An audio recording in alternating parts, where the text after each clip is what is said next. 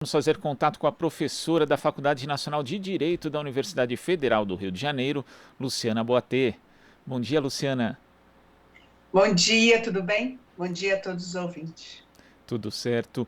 Luciana, hoje nós vamos ter, existe pelo menos a perspectiva de se votar no plenário a chamada PEC do voto impresso e, ao mesmo tempo, temos um desfile de blindados na esplanada do Ministério, né? A justificativa oficial seria que, na verdade, as autoridades serão convidadas para a chamada Operação Formosa, que ocorre na cidade de mesmo nome em Goiás, mas é a primeira vez que um convite desse tipo ocorre com um desfile de blindados. O presidente da Câmara, Arthur Lira, disse ontem que trata-se de uma trágica coincidência e o PSOL e a Rede Sustentabilidade recorreram ao STF contra o desfile, mas o ministro Dias Toffoli acabou negando, afirmando que caberia ao STJ decidir. Como é que você vê esse episódio, Luciana?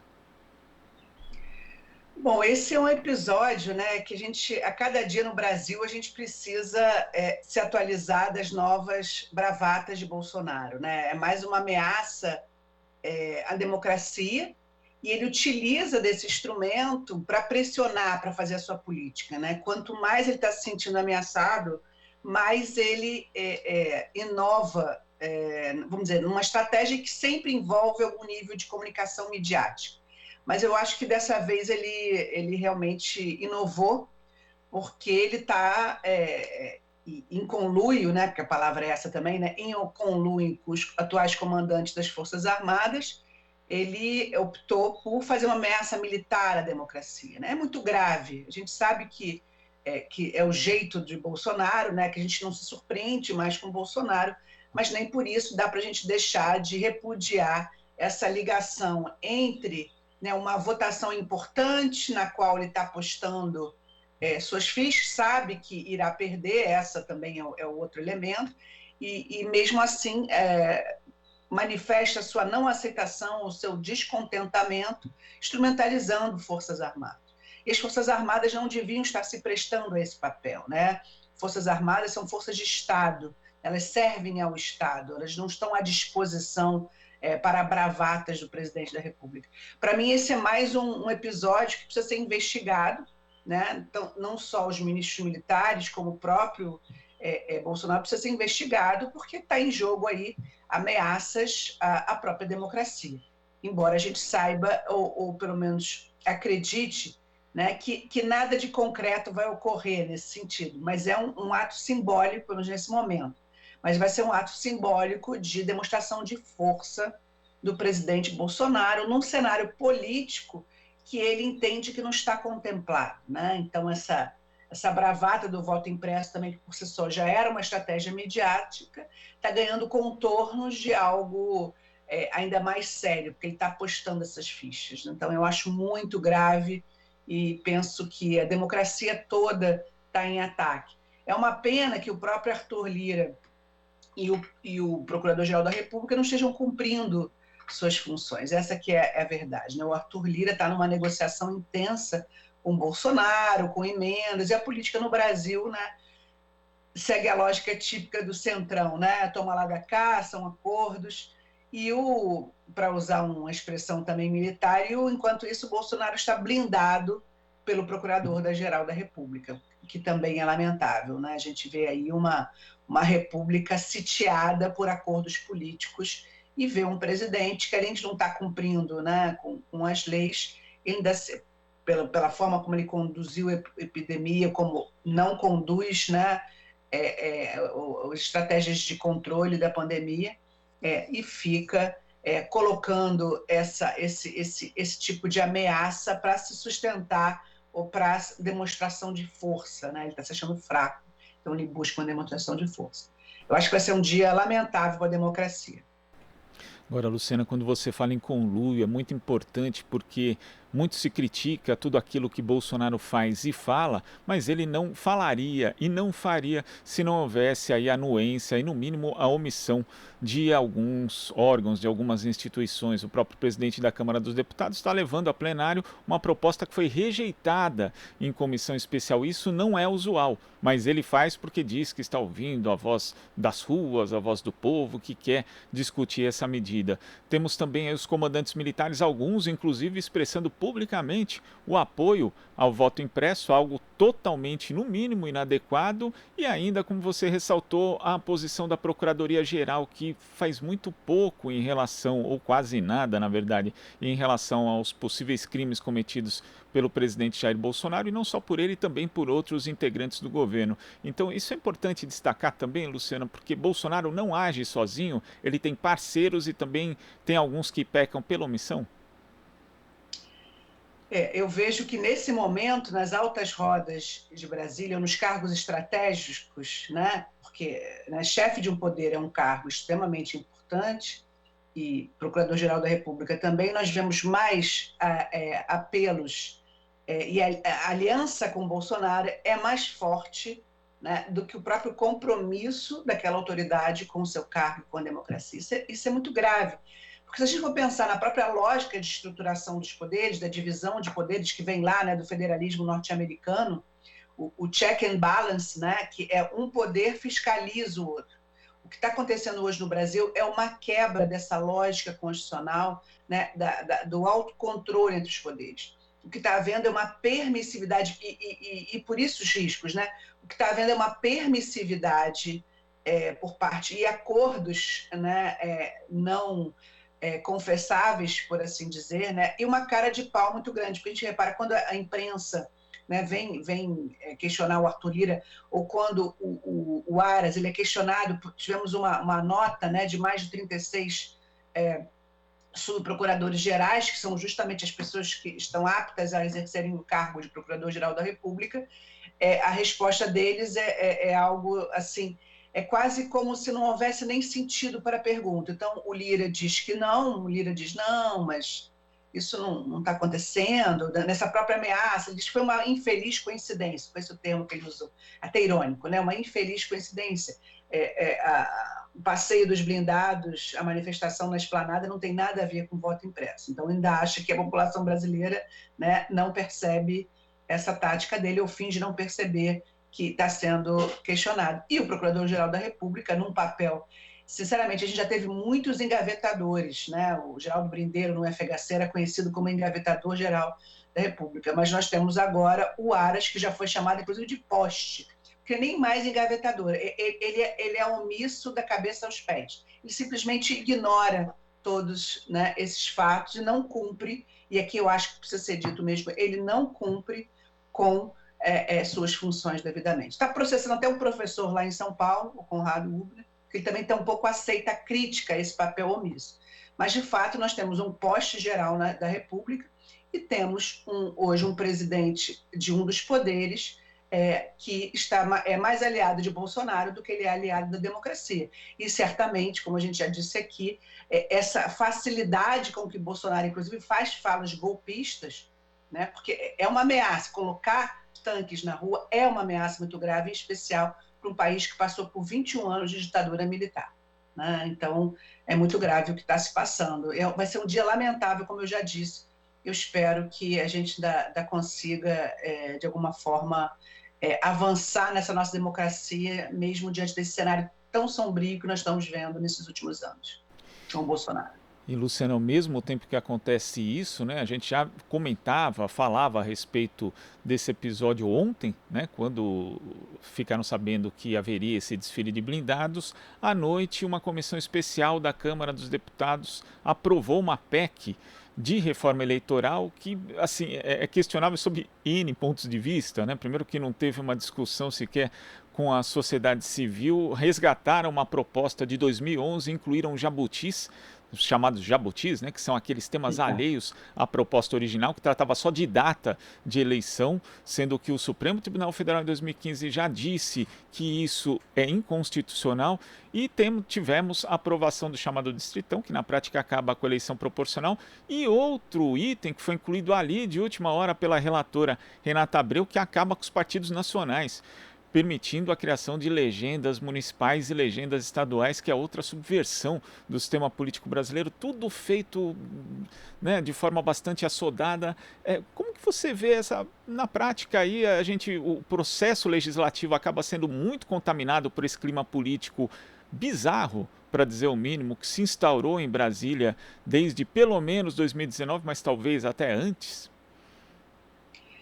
Então, essa PEC do Distritão, né, e os jabutis que foram inseridos, esse é um outro debate que a gente vai precisar fazer. Né?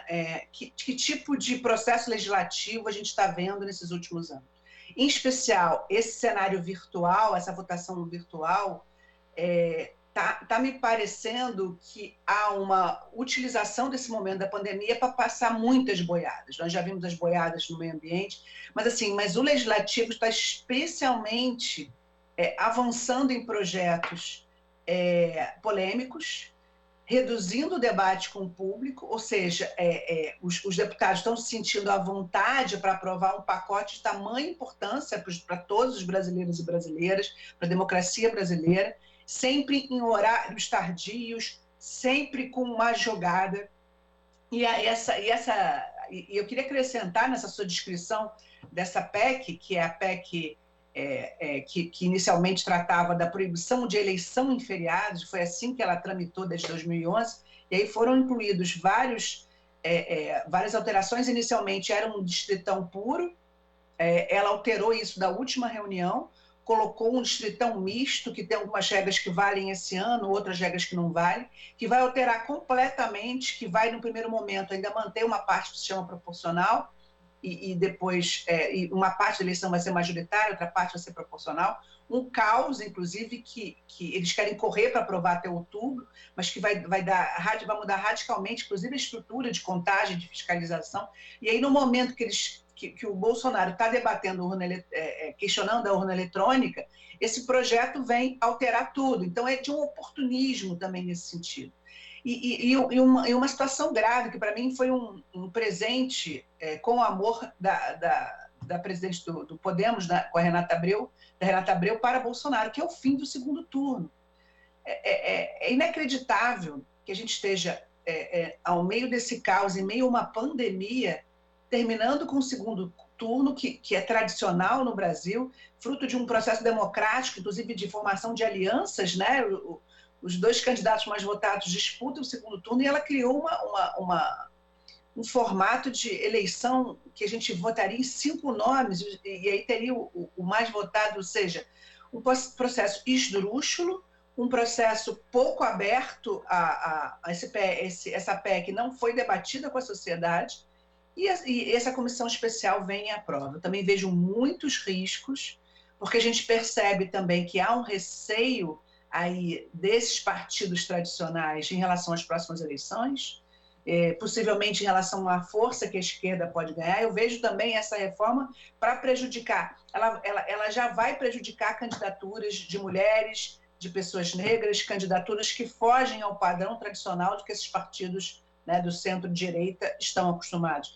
Quando ela coloca, ainda que metade majoritário dessa eleição proporcional, é para voltar aí a campanhas que são financiadas para as pessoas ricas, pessoas conhecidas, artistas e apresentadores de televisão, tipo Luciano Huck, para facilmente se candidatarem e serem eleitos. Ou seja, ao enfraquecer os partidos também e ampliar a possibilidade de candidaturas individuais, inclusive para facilitar a reeleição dos que hoje estão lá, que são pessoas mais conhecidas, ou para trazer essas figuras. Quem não se lembra do Tiririca, né? do palhaço Tiririca?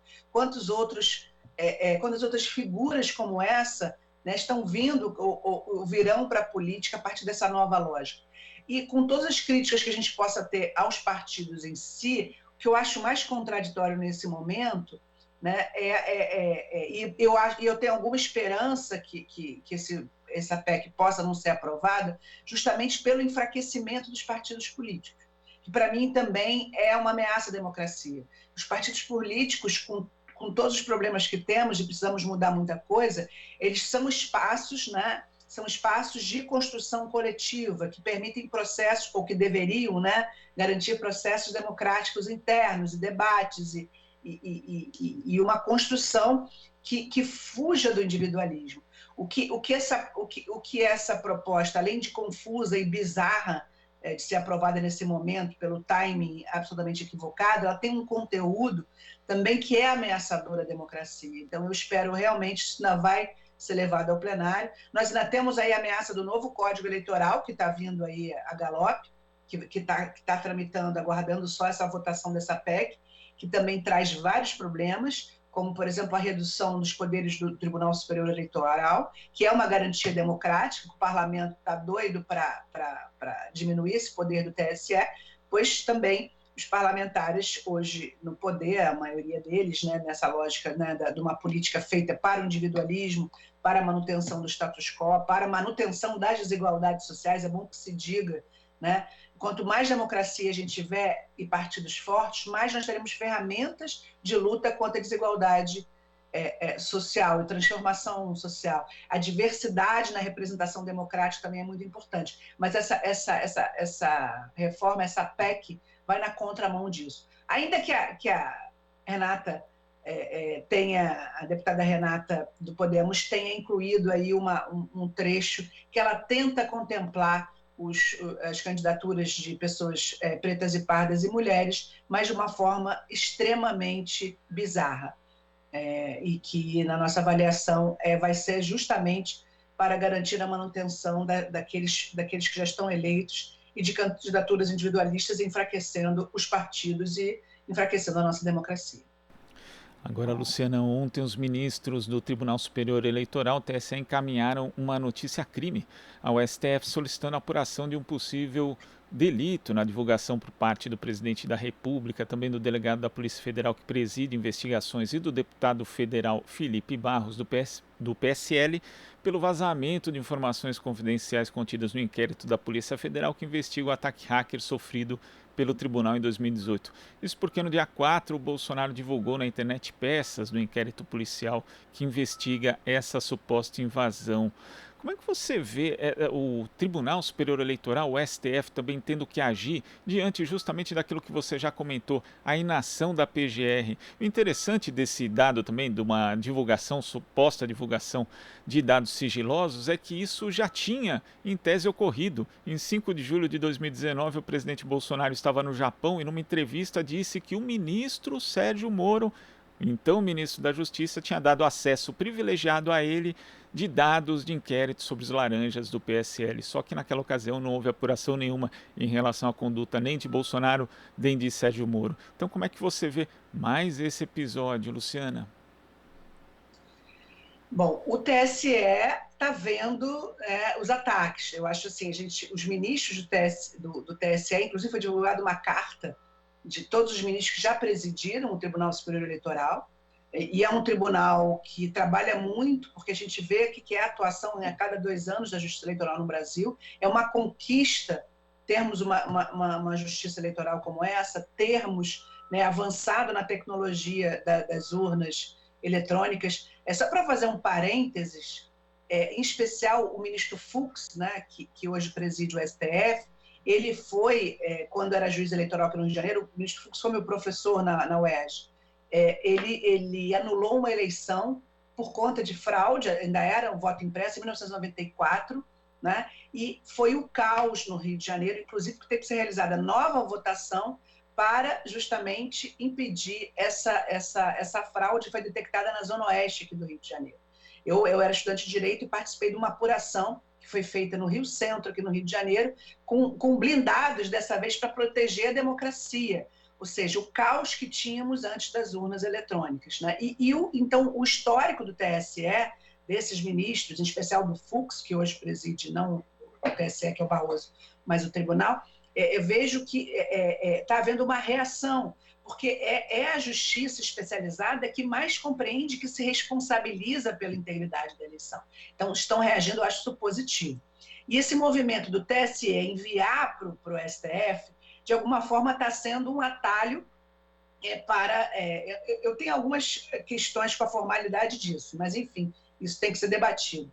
É um atalho para incluir peças atuais dentro de inquéritos já em andamento, justamente para evitar que a gente precise depender do PGR e do Aras para abrir o inquérito. Então, a tática, vamos dizer assim, jurídica, a estratégia jurídica é pegar elementos que já estão sendo mencionados, que já estão, em tese, vinculados a inquéritos anteriores, para poder, então, seguir nas investigações. E esses documentos foram os documentos que o Bolsonaro ele fazia menção, como fez menção, você falou anteriormente, numa live em relação a documentos que ele tinha tido acesso, mas ele apresentou esses documentos recentemente, quando questionados sobre a questão da lisura, né, da urna eletrônica, ou da questão da auditagem da urna eletrônica.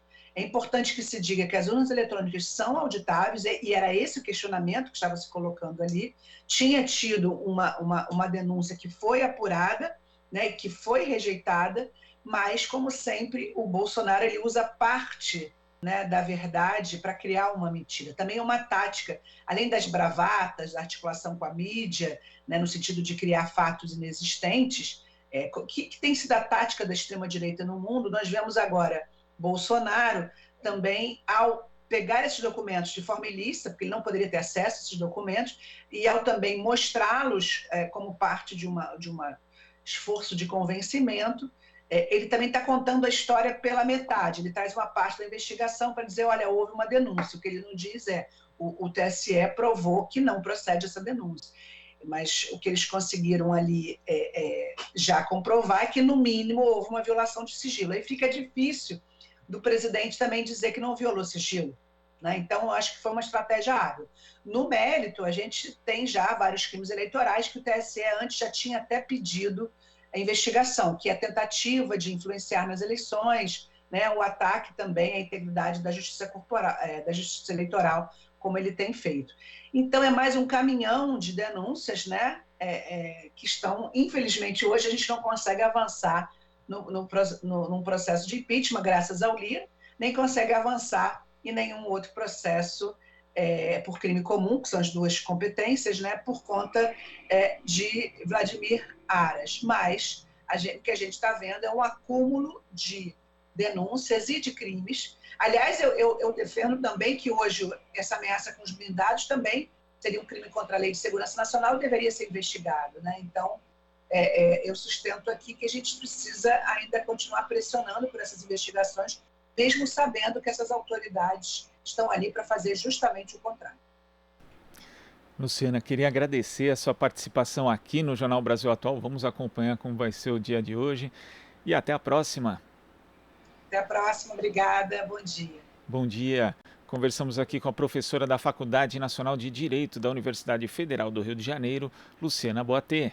Você está ouvindo Jornal Brasil Atual. As notícias que os outros não dão.